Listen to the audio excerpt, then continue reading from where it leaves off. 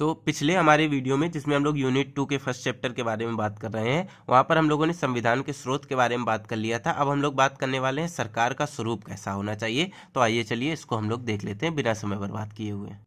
अब देखिए, हम लोगों में एक शब्द का प्रयोग हुआ था कि हम भारत के लोग, इसी का इंग्लिश में अनुवाद जो है we the people of India.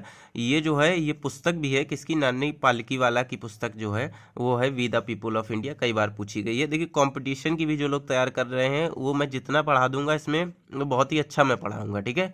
फिर उसके बाद में देखिए यहाँ पर सेकेंड बात जो हमने कही थी, हमने बताया था कि अब बताने वाले हैं।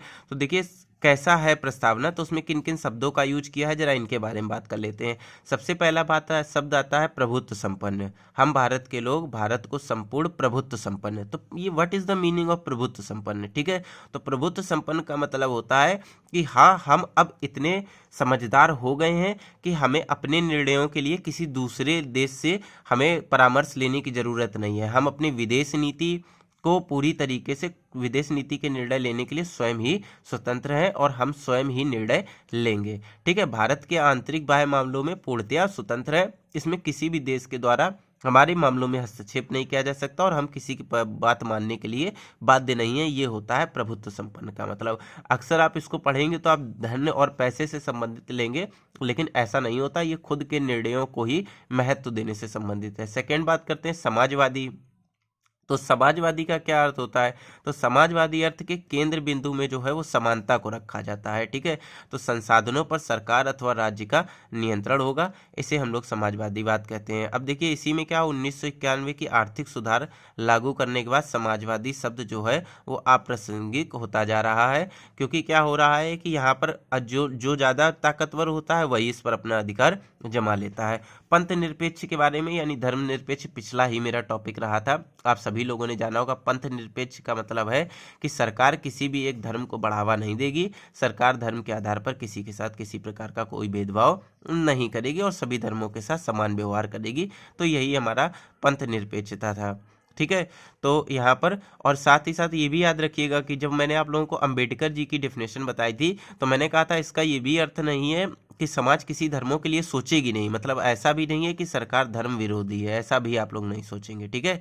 तो यहाँ पर मैंने बताया था। अब देखिए लोकतंत्रात्मक की बात की जाती है, तो लोकतंत्रात्मक का मतलब है जनता के द्वारा चलाया जाने वाला शासन, मतलब जहां पर संपूर्ण शक्ति जनता में निहित होती है, जनता खुद ही चुन करके मतलब लोगों को आगे भेजते हैं, तो इसको लोकतंत्रात्मक बोलते हैं। ये भी मैंने पिछले डेमोक्रेसी जो है वो पिछले चैप्टर्स में पढ़ाई है, यूनिट 1 में आप लोग देखिएगा।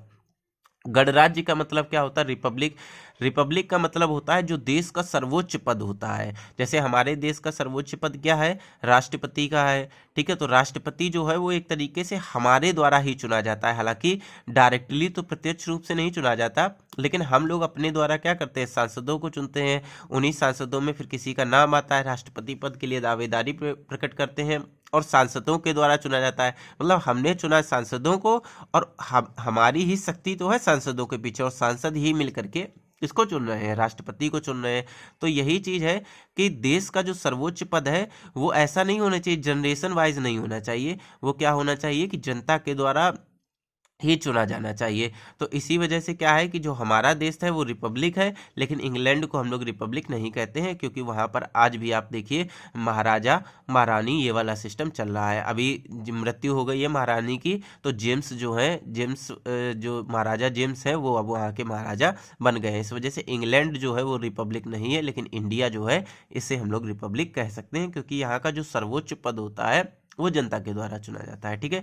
फिर थर्ड में हम लोग बात करते हैं संविधान के उद्देश्य क्या क्या है। हमने आपको बताया था कि हम संविधान के उद्देश्यों के बारे में बात करेंगे। तो संविधान के उद्देश्य के बारे में जब हम लोग बात करते हैं तो संविधान के उद्देश्य जो है वो 4 हैं। सबसे पहली बात है न्याय, दूसरी चीज है स्वतंत्रता, तीसरी चीज है समानता और चौथी चीज है बंधुत्व। तो न्याय की अगर बात करें तो संविधान प्रस्तावना में कितने प्रकार के न्यायों का उल्लेख किया गया है, तो ये प्रस्तावना के बारे में चल रही है, तो सामाजिक, आर्थिक और राजनीतिक न्याय के बारे में बात किया गया है।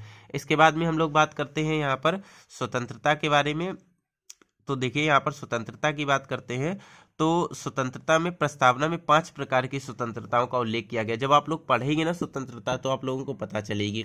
सबसे पहला अपने विचार रखने की स्वतंत्रता, अभिव्यक्ति यानी बोलने की स्वतंत्रता, जो भी आपके मन में है वो आप बोल सकते हैं, विश्वास की स्वतंत्रता, कि आपको किस में विश्वास है किस में नहीं है। ईश्वर में विश्वास है तो रखिए, नहीं है तो नहीं रखिए। धर्म की स्वतंत्रता है और साथ ही साथ में किसी की वर्शिप यानी उपासना करने की भी स्वतंत्रता है, ठीक है। और विचार एवं अभिव्यक्ति की स्वतंत्रता का उल्लेख आर्टिकल 91 में है। तो अभी इसमें जो है वो फंडामेंटल राइट्स वगैरह और डीपीएसबी भी आप लोगों के कॉन्स्टिट्यूशन में दिया गया है, आप लोगों के कोर्सेज में ही है। मैं अपनी तरफ से कुछ भी नहीं पढ़ा रहा हूँ, आप लोग किताब उठा के देखिएगा, किसी भी राइटर की देखेंगे तो आप लोगों को उसमें मिल जाएगा। इसी तरीके से संविधान के उद्देश्य में अगर हम लोग समता या समानता की बात करते हैं तो दो प्रकार की समानता देखने को मिलती है। सबसे पहला प्रतिष्ठा एवं अवसर की समानता, ये दो प्रकार की समानताओं का उल्लेख मिल जाता है। और जब भी मैं आपको अभी मतलब वो पढ़ाऊंगा बैठाल करके मौलिक अधिकार और साथ ही साथ डीपीएसपी, तो आप लोग उसमें भी देखेंगे आर्टिकल 16 और डीपीएसपी में आर्टिकल 39 में भी इसका उल्लेख है। ये जब मैं पढ़ाता जाऊंगा तो आप लोगों को बताता जाऊंगा, ठीक है। तो इस तरीके से लिखा है कि इसका उल्लेख प्रस्तावना यानी इस समानता का उल्लेख कहाँ कहाँ पर है, तो प्रस्तावना, मौलिक अधिकार एवं नीति निर्देशक तत्व में भी है। अब देखिए आता है कि यहाँ पे बंधुत्व की बात आती है। तो बंधुत्व का मतलब होता है सभी लोग क्या करेंगे, भारत भाईचारा, मानवतावाद, वसुधैव कुटुंबकम के भावना पर चलेंगे। मानवतावाद का जब एक बार टॉपिक आया था तो याद करिए, मैंने पीछे आपको बताया था ज्योतिबा फूले ने इस पर बहुत ज़्यादा काम किया था। और हम भारतीय संपूर्ण वसुधा को एक कुटुंब यानी परिवार की तरह मान करके चलते हैं। इस प्रकार का शब्द जो है वो भातृत्व जो है वो मूल कर्तव्य में भी दिया गया है, 15A में भी इसका उल्लेख किया गया है। तो देखिए लास्ट पॉइंट हमारा जो बचता था, संविधान के लागू होने की स्थिति क्या है, ठीक है। तो देखिए जब लास्ट में आप लोग प्रस्तावना पढ़ेंगे तो उसमें लिखा हुआ है कि 26 नवंबर 1949 जो है वहाँ पर इसको क्या किया गया था, मतलब स्वीकृति प्रदान कर दी गई थी, लेकिन इसको लागू जो है 1950 में किया गया था। इसी तरीके से देखिए उसमें एक डेट का उल्लेख है, मार्गशीर्ष शुल्क सप्तमी विक्रम संवत 2006 ऐसे करके उसमें प्रस्तावना में लिखा हुआ है। तो इस तरीके से आपका प्रस्तावना टॉपिक जो है वो पूरी तरीके से कंप्लीट हो जाता है। अब हम लोग बात करते हैं कुछ विशेषताओं के बारे में कि संविधान की क्या क्या विशेषताएं हैं, इसके बारे में भी जान लेते हैं हम लोग। तो देखिए ये आप लोगों की बीएड की पुस्तक है। तो संविधान की विशेषताओं के बारे में बात करते हैं तो देखिए सबसे पहला है कि जो लोक प्रभुता पर आधारित संविधान है, मतलब लोगों की बात इस पर सुनी जाती है, ऐसा संविधान है। लिखित एवं सर्वाधिक व्यापक संविधान है। दुनिया में सबसे बड़ा संविधान जो है वो हमारे भारत का ही कॉन्स्टिट्यूशन है और पूरी तरीके से लिखित संविधान है। अब लिखित अलिखित में क्या अंतर होता है, कुछ लोग कहते हैं अलिखित वाला याद रखा जाता है, लिखित नहीं होता। नहीं, अलिखित वाला वैसा नहीं होता है कि याद रखा जाता है। अगर किसी संविधान का समझ लीजिए 50% से ज़्यादा भाग लिखित है तब उसमें लिखित संविधान की बात कहेंगे। लेकिन अगर कहेंगे केवल 40% लिखित है, 60% ऐसे ही मोरलिटी पर आधारित है, तो उसे अलिखित संविधान कहेंगे। संपूर्ण प्रभुत्व संपन्न लोकतांत्रिक गणराज्य, ये तो मैंने आप लोगों को बता ही दिया कि स्वयं के निर्णय स्वयं लेने का अधिकार है। समाजवादी राज्य एवं धर्मनिरपेक्ष राज्य है। कठोरता एवं लचीलेपन का समन्वय। कठोरता का मतलब ये होता है कि कुछ कॉन्स्टिट्यूशन में जब हम लोगों को अमेंडमेंट करने रहते हैं तो हमें तो संसद के भी सदस्यों की अनुमति होती है, साथ ही साथ जो राज्य की विधानसभाएं होती हैं उसके 2/3 बहुमत भी चाहिए होता है।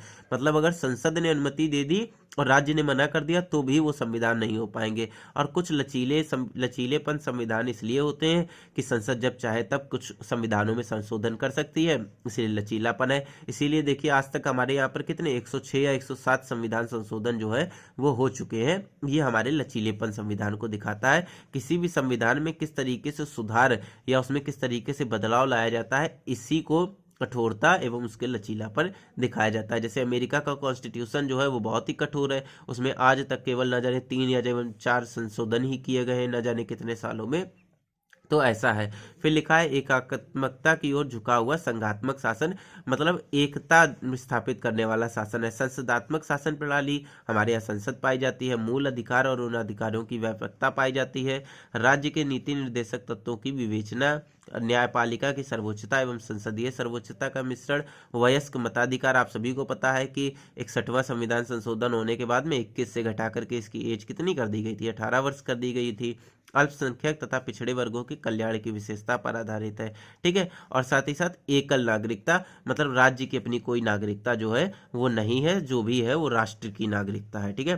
फिर हम लोग बात करते हैं यहाँ पर सामाजिक समानता की स्थापना, ठीक है। और संकटकालीन प्रावधान भी कुछ दिए गए हैं। आप लोगों ने आर्टिकल 352, 356, 360 तो पढ़े ही होंगे, जो कि किसको दिए गए हैं, राष्ट्रपति को दिए गए हैं। कल्याणकारी राज्य की स्थापना करना, ठीक है, ये भी इसका उद्देश्य है संविधान का। एक राष्ट्रभाषा की व्यवस्था, ग्राम पंचायतों की स्थापना, विश्व शांति का समर्थक, ये तो 51A जो है वो हमारा DPSP, उसमें भी इस बारे में बात की गई है। निष्पक्ष एवं स्वतंत्र चुनाव होने चाहिए, इस पर भी बात की गई है। तो देखिए सिलेबस है मेरे पास में, किताब है आपकी मेरे पास में, और मैं पूरी तरीके से उसी के अकॉर्डिंग आप लोगों को पढ़ा रहा हूँ। तो आप लोग ये मत सोचिएगा कि अपनी तरफ से पढ़ा रहे हैं, ठीक है। तो इसी तरीके से जो इसका नेक्स्ट वीडियो बनेगा उसमें हम लोग मिलते हैं। देखिए चैप्टर बहुत बड़ा है, तो 4 से 5 वीडियो इसके लिए लग जाएंगे, मैंने आपको पहले ही बोला है। लेकिन आप लोगों के नोट्स जो है और इम्पोर्टेंट जो चीज़ें हैं जो पूछी जाएंगी वही यहाँ पढ़ाई जाएंगी, और पेपर में जब आप बैठेंगे तो सेम टू सेम आपको यही चीज़ लिखने के लिए वहाँ पर दी जाएगी। तो मिलते हैं हमारे नेक्स्ट वीडियो में, तब तक के लिए बाय बाय।